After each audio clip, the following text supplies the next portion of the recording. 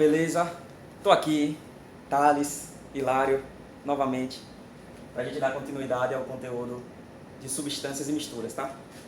Aqui eu trouxe para vocês agora as propriedades específicas da matéria, né? Então, as propriedades específicas das substâncias.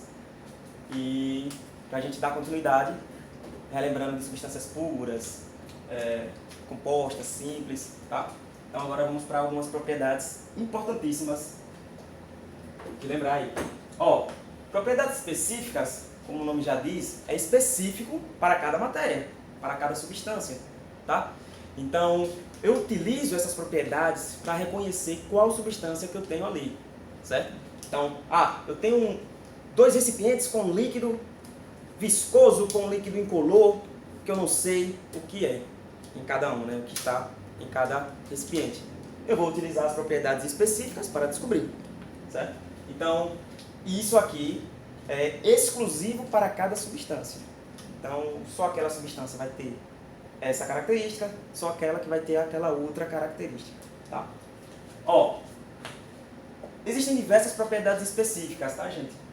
Mas a gente sempre vai utilizar essas três como principais para descobrir qual substância que eu tenho ali. A primeira dela é a densidade, tá? O que é a densidade? Também chamada de massa específica. A densidade é o peso não, né? Massa de um corpo que eu tenho, tá? Então, a massa de um corpo de acordo com o volume que ele possui, certo? A massa de um corpo de acordo com o volume que ele possui. Isso aqui é a densidade. É tanto que a gente traz até a fórmula: densidade é massa por volume. Então, isso aqui é para um específico corpo. Por exemplo, a densidade da água, água pura, tá? É a densidade do ferro, ferro puro. Tá? Como exemplo, nós temos aqui que a densidade da água é 1 grama por milímetro.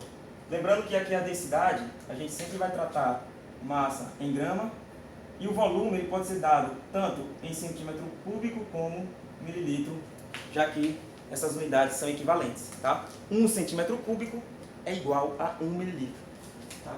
Então, a água tem 1 grama por ml de densidade, ou seja, em 1 ml de água, se você pesar, você vai ver que vai dar aproximadamente 1 grama. Segunda, ponto de fusão. Tá? Ponto de fusão é a temperatura de mudança de fase de uma substância, né? Então, do sólido para o líquido, ou do líquido para o sólido.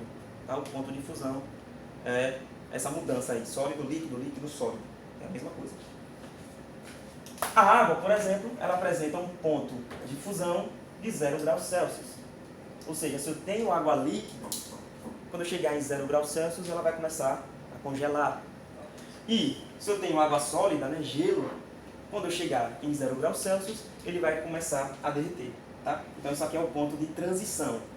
Nesse ponto, eu tenho a substância nos dois estados físicos.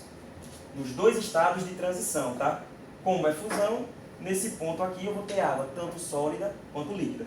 Certo? Isso aqui depende de um ponto importante, da pressão, tá? Então, essa temperatura de fusão da água é para uma pressão de 1 atm. Não pode esquecer disso. Se eu alterar a pressão aqui, eu altero minha temperatura de fusão. Beleza? Terceiro ponto. Ponto de ebulição. Temperatura de mudança de fase também. Óbvio. Né? Só que aqui agora a mudança de fase é a ebulição. Na ebulição a gente tem a mudança de fase do estado líquido para o estado de vapor. Tá? Como exemplo, a água entra em ebulição a 100 graus Celsius. Então, se eu tenho um vapor, se eu colocar a temperatura desse vapor a 100 graus Celsius, ele vai começar a se transformar em líquido. E se eu tenho água líquida e eu coloco essa água em uma temperatura de 100 graus Celsius, ela vai começar a entrar em ebulição. Mesma ideia daqui do ponto de fusão. O ponto de ebulição é uma temperatura onde eu tenho os dois estados da substância, tá? Os dois estados de transição. Então, em 100 graus Celsius eu tenho tanto água líquida quanto água no estado de vapor. Belezinha? Isso aqui também vale para a pressão de 1 atm. Tá? Então, os pontos, tanto de fusão quanto de ebulição, estão relacionados à pressão. Se eu alterar a pressão, eu altero o ponto de ebulição e o ponto de fusão. Não esquece. Bom, aqui eu trouxe um exemplo bem bacana para a gente tratar aqui. Ó, eu tenho aqui 3 líquidos, A, B e C, cada um com uma característica. Vejam, no meu líquido A eu tenho uma densidade de 0,79 e um ponto de ebulição de 56 graus Celsius. No meu líquido B eu tenho uma densidade de 1 grama por centímetro cúbico e um ponto de ebulição de 100 graus Celsius. Fácil, né? Para saber qual é aqui. E no líquido C eu tenho uma densidade de 0,79 e um ponto de ebulição de 78,5 graus Celsius. Vejam, tá na cara. Olhando aqui, o meu líquido B, eu tenho densidade de 1, ponto de ebulição de 100. Logo, obviamente, eu tenho aqui a água, né? Todo mundo já consegue visualizar. Eu já sei que esse líquido aqui é a água, por causa dessas suas características. Joinha. Pronto. Esse A e esse C. Eu trouxe aqui um ponto bem interessante. A densidade do líquido A é bem próxima à densidade do líquido C. Tá? Aqui eu coloquei 0,79, mas aqui está arredondado. Tá? Então existem algumas pequenas diferenças. Mas analisando assim, elas estão bem próximas. Poderia parecer que seriam o mesmo líquido, mas aí eu tenho que olhar outros pontos para determinar outras propriedades específicas. E aí eu olho, por exemplo, o ponto de ebulição. O meu líquido A tem um ponto de ebulição 56 graus Celsius e o meu líquido B 78. Logo, são substâncias diferentes. Tá? Aqui nesse A que eu trouxe é a propanona, que é a acetona que você usa em casa.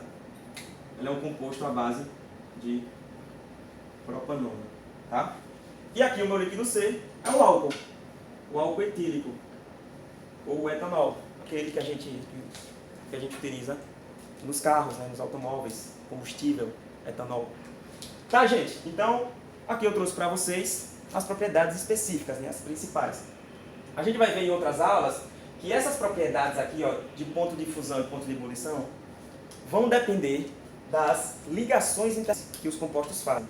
Então, a água tem um maior ponto de ebulição, que é a acetona aqui, que é a propanona, por causa da sua interação molecular. Tá? Então a gente vai ver isso aí. Beleza? Valeu!